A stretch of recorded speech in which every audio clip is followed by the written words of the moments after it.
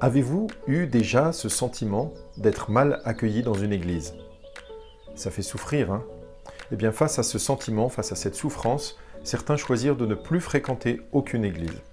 Je les comprends, mais en même temps, je me dis, toutes les églises ne sont pas les mêmes et toutes les églises peuvent progresser dans l'accueil. Et vous-même, vous pouvez choisir de transformer votre propre caractère pour essayer d'être plus bienveillant, plus accueillant dans votre église. Vous vous rappelez, Jésus a dit un jour, « Tout ce que vous voudriez que les hommes fassent pour vous, vous aussi faites-le de même pour eux, car c'est ce qu'enseignent la loi et les prophètes. » Oui, vous voudriez être bien accueillis, alors accueillez les autres. J'ai écrit un article en 2013 dans un magazine sur ce sujet de l'accueil. C'était l'accueil dans l'église, en particulier des nouveaux. Et je vais vous mettre le lien sous cette vidéo. Et dans cet article, j'ai donné des idées très pratiques. Et j'ai d'autres idées depuis, parce que ça fait depuis 2013. Alors cette vidéo, elle est faite pour ça, pour vous donner des conseils pratiques. Comment vous pouvez mettre en place un service d'accueil ou vous-même être accueillant. Nous vivons vraiment des temps particuliers. Il y a beaucoup de personnes autour de nous qui vivent seules. La solitude est pesante. Et il y a des gens qui souffrent de solitude. Toute la semaine, ils sont seuls, ils ne parlent avec personne, ils arrivent à l'église et ils aimeraient tellement que quelqu'un leur parle, que quelqu'un les écoute, que quelqu'un les salue, que quelqu'un les serre dans leurs bras peut-être, que quelqu'un s'intéresse à eux, en fait, qu'ils existent, qu'ils comptent enfin pour quelqu'un dans la semaine. Et l'accueil va faire toute la différence pour, en particulier, ces personnes. Nous sommes tous en recherche de relations. Je vous donne un exemple personnel, un constat. Il m'est arrivé de fréquenter un club de foot.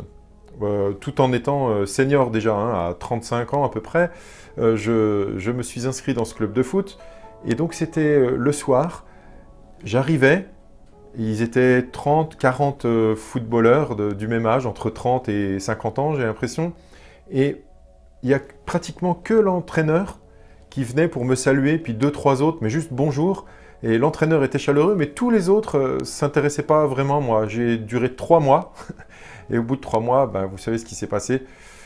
J'en avais marre d'être invisible, d'être un numéro, et ça m'a vraiment déçu. Quelques temps après, je me suis dit, tiens, je vais essayer le ping-pong. Je suis rentré dans une salle de ping-pong, dans un gymnase. Il y avait, je sais pas, peut-être 20, 30 tables de ping-pong. Et j'y suis allé, j'ai payé toute l'année, pareil.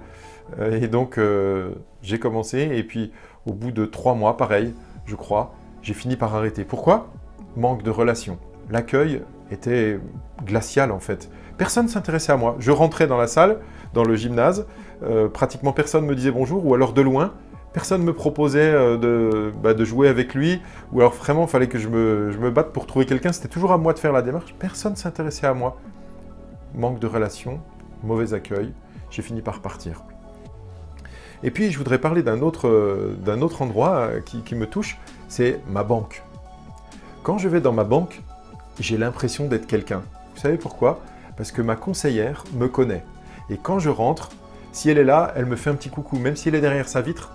Et elle va venir, si elle a le temps, pour me saluer, mais elle connaît mon nom, elle connaît mon prénom, elle connaît ma situation. Elle sait le nom, le prénom de mes enfants, de ma femme. Et même dans ma banque, quand le directeur de la banque sort, par exemple dans les couloirs, il va dans le hall, qu'est-ce que j'apprécie quand il vient et puis qu'il me serre la main. Et puis même, autre chose qui me touche particulièrement, c'est qu'une fois je suis entré dans la banque, il y avait une dame qui était à l'accueil, moi je ne la connaissais pas, elle était nouvelle apparemment, je viens déposer un chèque et quand je me pointe, elle me dit, avant que j'ai déposé mon chèque, elle me dit « Bonjour monsieur Polegato ». Waouh! J'avais l'impression, mais comment ils font? Est-ce qu'il y a des caméras? Comment ils font pour me reconnaître comme ça? Mais il y a sûrement une stratégie commerciale, on travaille l'accueil, mais en tout cas, moi, ça m'a fait plaisir d'être connu et je me suis senti apprécié, je compte en fait. Bon, donc c'est très bien. Et donc, j'en retiens une leçon, c'est que les dirigeants doivent montrer l'exemple. Je vous l'ai dit, le directeur de banque qui vient me saluer, j'y suis très sensible. Quand je vais à la mairie, imaginez, il y a les vœux du maire par exemple, il y a 400, 500 personnes ou 600 personnes. Si quand je passe, monsieur le maire est en train de discuter avec des personnes et qu'il quitte le groupe où il est, et puis qu'il vient me voir, bonjour monsieur le pasteur, ah là, je me sens bien. Et n'importe qui, en fait, qui va à la mairie, apprécierait que le maire se détourne pour venir le saluer, et qu'il lui dise comment ça va, ben, je suis content que vous soyez là, ah ça fait plaisir. Eh bien, dans les églises, c'est la même chose. Les gens, c'est normal, ils ont envie d'être salués par le pasteur, que le pasteur vienne souriant, agréable, prenne du temps pour eux. Ils ont envie aussi que d'autres personnes viennent les saluer. Mais bon, revenons déjà à l'accueil. Quand on arrive dans une église, souvent il y a un service d'accueil. Eh bien, bien sûr, c'est très important, ce service d'accueil. Ce sont ces personnes qui vont être souriantes, agréables et qui vont dire bienvenue et c'est génial. Mais imaginez que ces personnes vous accueillent, et puis, parce que ça m'est déjà arrivé, hein, ces personnes vous accueillent, et puis une fois que vous rentrez dans l'église, le service d'accueil est dans le hall, vous êtes entré dans l'église et personne ne vous salue, personne ne s'intéresse à vous, personne ne vous parle, le culte se déroule, et puis à la fin du culte, vous vous levez, puis vous attendez là, en regardant à droite à gauche, en espérant que peut-être quelqu'un vous saluera, peut-être quelqu'un s'intéresse à vous, et en fait, personne. C'est très frustrant, c'est très agaçant. Qui a vécu ça? Bon, vous pouvez le mettre en commentaire si vous voulez, sans nommer d'église, hein. Surtout, ne dites pas « je suis allé dans telle église », je ne veux pas faire du lynchage médiatique, c'est pas ça du tout l'intention.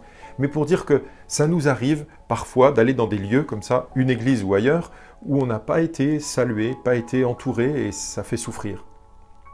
Donc l'équipe d'accueil, c'est bien, mais il n'y a pas que l'équipe d'accueil. Il y a donc aussi le pasteur qui doit accueillir, mais pas que le pasteur. Les responsables de l'église, qui sont connus, les responsables peut-être de l'école du dimanche, de la louange, celui qui s'occupe de la sono, celui qui s'occupe de transmettre les chants ouais, sur l'ordinateur. Et puis l'équipe louange, les musiciens, les chanteurs. Et je vous dis un petit secret. Hein. Moi, quand je vais dans une église que je ne connais pas, je suis en vacances par exemple, ou je suis en famille, ou je sais pas, où je suis invité, franchement, quand je commence le culte et que je vois le leader de louange, ou la leader de louange qui entonne des chants, qui est souriant, qui est agréable, et qui nous amène dans la présence de Dieu, ça me fait du bien, et je me dis, ah, j'aimerais tellement pouvoir parler avec lui après le culte, pour échanger quelques mots, ça m'a fait du bien. J'ai eu l'impression qu'on était en relation. En fait, lui ou elle et tous les autres, mais moi en particulier, j'étais vraiment en relation et j'ai envie de lui parler.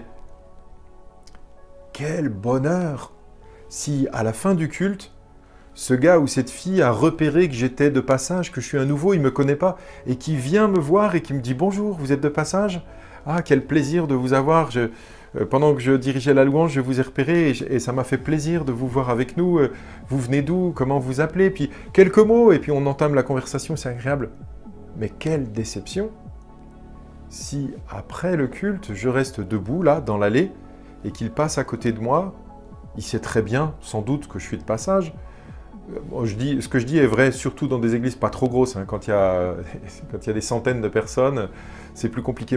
Mais si c'est une église qui n'est pas trop grande et que ce leader louange passe à côté de moi sans même me regarder, sans me saluer, j'ai l'impression d'être invisible et ça me fait vraiment souffrir. Après, je vois les musiciens, pareil, ils passent à côté de moi, ils rigolent, ils parlent entre eux, puis ils ne me regardent pas, je suis invisible. Et après, le pasteur descend de l'estrade et il passe à côté de moi et il ne me dit pas bonjour. Mais je me dis, je suis qui, moi? Je suis rien, en fait, ici. On ne s'intéresse pas à moi. Donc, même les intervenants dans le culte, finalement, moi, quand je suis de passage, je les regarde et j'aimerais tellement qu'ils s'occupent de moi, qu'ils me parlent et qu'ils s'intéressent à moi. Et vous, c'est pas la même chose? Je suppose. Alors, ce que je dis, c'est valable pour ceux qui sont en service dans une église, et puis les autres aussi, soyez patients avec eux, mais c'est quand même ce qu'on attend. Hein. Et puis, en même temps, j'aimerais dire, on attend finalement de tout le monde. Hein. Il n'y a pas que le pasteur, le responsable de louange ou les personnes qui sont en vue, mais toutes les personnes dans le culte qui sont là, elles sont importantes à mes yeux. Je visite cette église, je ne connais personne. Si personne ne s'intéresse à moi, je suis frustré. Mais si plusieurs personnes, peut-être pas tous, mais plusieurs vraiment sont accueillants, viennent vers moi, me parlent, je me sens bien en fait. J'ai déjà vécu ça aussi, hein, dans des églises de passage où quelques personnes viennent et me parlent et parlent à ma femme, à mes enfants, et on se sent comme en famille, on se sent bien, on se sent accueilli, on se dit « Ah, si on peut, on reviendra dans cette église ». Imaginez que ce soit suite à un déménagement et qu'on hésite entre plusieurs églises, ben, dans cette église-là, j'ai l'impression déjà d'avoir des amis. Et ça fait tellement de bien. J'ai même vécu une expérience où on a eu des amis avant même d'intégrer l'église, des gens qui nous ont accueillis. Ben, je peux citer leurs prénoms, c'est Marilène et Jean-Daniel, qui nous ont accueillis dans notre nouvelle église. Ils nous ont proposé de nous aider à trouver des gens pour déménager, ou plutôt pour emménager dans notre nouvel appartement. Et j'ai trouvé ça formidable en fait. Des gens qui nous accueillent, qui ne nous connaissent pas, et on sentait qu'on était déjà de la famille, qu'on était des amis proches. C'est génial. Ça donne envie de fréquenter cette église, forcément. Et quand je vous dis qu'en plus, quand on est arrivé, il nous avait préparé des boissons, des gâteaux, une plante pour notre appartement et tout. Et on était à peine arrivé dans cette ville et dans cette église. Quel accueil! Ça donne envie d'accueillir les autres. Voilà, je dis ça, c'est pour les remercier, les encourager, mais en même temps aussi pour dire, voilà ce qu'on peut faire comme qualité d'accueil pour faire du bien aux gens. Les responsables d'église doivent montrer l'accueil aussi sur un point, j'aimerais vous le dire. C'est comme par exemple quand moi je rentre dans la banque et qu'on m'appelle par mon nom. Et que je me dis, mais comment ils font? Alors je vous dis, je suis à peu près sûr qu'ils ont, je sais pas, une caméra qui filme, et puis clac, ça met une photo, et puis du coup la fille, elle regarde, elle, ah, Monsieur Polegato. Et quand je rentre, elle dit, bonjour Monsieur Polegato. Mais peu importe la technique, en attendant, moi ça me fait plaisir d'être accueilli et d'être connu. Bah, nous, dans les églises, en général, on ne met pas de caméra. Il n'y a pas quelqu'un qui reste là à l'accueil et puis qui dit « Nous accueillons Monsieur Polegato, nous accueillons Madame Untel, Monsieur Untel. » Non, il n'y a pas ça. Mais par contre, chacun d'entre nous dans l'église, on peut faire un effort pour apprendre les prénoms des personnes qui fréquentent notre église. Au moins les prénoms. Et peut-être d'autres informations. Moi, je sais que j'aime bien faire quelque chose. Quand quelqu'un arrive dans l'église et je ne le connais pas, bah, c'est de prendre le temps de la saluer, de lui demander son prénom. Et puis je vais vous confier un petit secret, hein, mais c'est un secret que je diffuse volontiers. C'est que j'ai un téléphone portable et dedans il y a une application qui s'appelle Notes. Eh bien je note telle personne, son prénom. C'est pas des infos secrètes, hein, c'est son prénom. Et puis quand il est venu, et s'il me dit par exemple qu'il habite à telle ville, voilà, ou qu'il a tel âge, bah, je note ces informations pour m'en rappeler, parce que je me dis que ma mémoire peut me faire défaut et que j'ai pas envie d'oublier. Je veux pouvoir penser à cette personne, et puis je veux pouvoir l'accueillir la prochaine fois en me rappelant de son prénom. Et si vous essayez, pourquoi pas chacun, quand vous découvrez quelqu'un dans votre église, eh bien, demandez-lui son prénom, n'hésitez pas. Souvent, on est gêné parce qu'on se dit « Oh, mais si je lui demande, il va mal le prendre. Ça fait 3 mois qu'il vient et il va croire que je ne m'intéresse pas à lui. » Bah, je crois que c'est un risque à prendre. À mon avis, c'est mieux de lui demander, même si c'est 3 fois, 4 fois son prénom, et puis de le retenir, plutôt que des fois, au bout d'1 an, 2 ans, une personne est là dans l'église et on dit « Oh, je ne sais pas qui c'est. » C'est frustrant, en fait. On aime, c'est normal, on aime être connu, on aime être reconnu, on aime être apprécié, valorisé, on aime être vu, quand je veux dire vu, dans le sens de pas invisible, quoi. On aime ça. Alors, faites le premier pas. Ne dites pas toujours c'est les autres qui doivent venir vers moi. Vous vous rappelez la parole de Jésus? Faites aux autres ce que vous aimeriez qu'ils vous fassent. Vous aimeriez être apprécié et qu'on vienne vers vous, essayez de le faire aussi. Je suis persuadé qu'il y a des personnes plus ou moins extraverties, d'autres introverties, d'autres qui ont des difficultés à aborder les gens, ok. Mais si vous voulez faire des efforts, un petit peu d'efforts, vous verrez que les gens aussi autour de vous vous accueillent. Alors j'aimerais vous parler d'une chose aussi, c'est que dans notre église, on a mis en place à peu près tous les 6 mois, bon, sauf en cette période un peu particulière, puisque au moment où je fais la vidéo, on est dans le confinement encore, hein, à cause du coronavirus. Mais tous les 6 mois, sinon, on fait un repas pour accueillir les nouveaux. Alors comment ça se passe? Régulièrement, à l'église, il y a des gens de passage, alors qui viennent 1 fois, 2 fois, puis souvent, il y en a qui reviennent 3, 4 fois. Alors, on leur propose, en fait, de s'inscrire à un repas qu'on fait un samedi soir, et c'est les gens de l'église qui préparent, et on les invite, en fait. Donc, ils n'amènent rien, on insiste bien, ils n'amènent rien, ils ne viennent pas installer la table, ils ne font pas la vaisselle, ils viennent juste passer un bon moment pour nous connaître, quelques personnes de l'église. Donc là, il y a moi, je suis le pasteur, et puis il y a quelques personnes aussi de l'église qui sont là et qui aident à préparer ces repas et puis à accueillir, mettre la table, faire de la déco, mettre de la musique. Et puis dans ces repas, on fait un bel apéro qui dure au moins 3/4 d'heure. Et on est debout et pendant l'apéro, déjà on discute. Et puis régulièrement dans ces repas, on fait 2 ou 3 petits jeux pour arriver à se connaître. Vous savez, des jeux, on en trouve plein sur Internet avec comment apprendre les prénoms des uns et des autres. Donc ces moments de fou rire garantis. Et ça crée une bonne ambiance. Et j'ai remarqué souvent des personnes qui viennent depuis 1 mois, 2 mois, 3 mois à l'église, assez discrètes, qui parlent avec personne encore. Eh bien, on fait ce repas un samedi soir. Le dimanche matin qui suit, ces personnes viennent à l'église. Quand elles arrivent, elles ont un grand sourire. Elles se sentent incluses. Elles font partie de la famille. Et en fait, il y a quelque chose de magique aussi qui se passe, c'est que on se rappelle de telle personne parce qu'on avait fait un jeu qui nous avait fait rire avec son prénom. Et puis l'autre, on a vécu des choses ensemble. Et ces personnes sont capables de parler avec d'autres, d'aborder. Même les plus timides se sentent à l'aise d'aller parler. Ben pourquoi? Parce qu'ils connaissent un peu, ils ont passé du temps. Puis alors pendant ce repas, bon là ça c'est un apéro, pendant ce repas aussi, on fait quelque chose, c'est un peu, alors soit c'est un repas servi à table, soit c'est comme un buffet.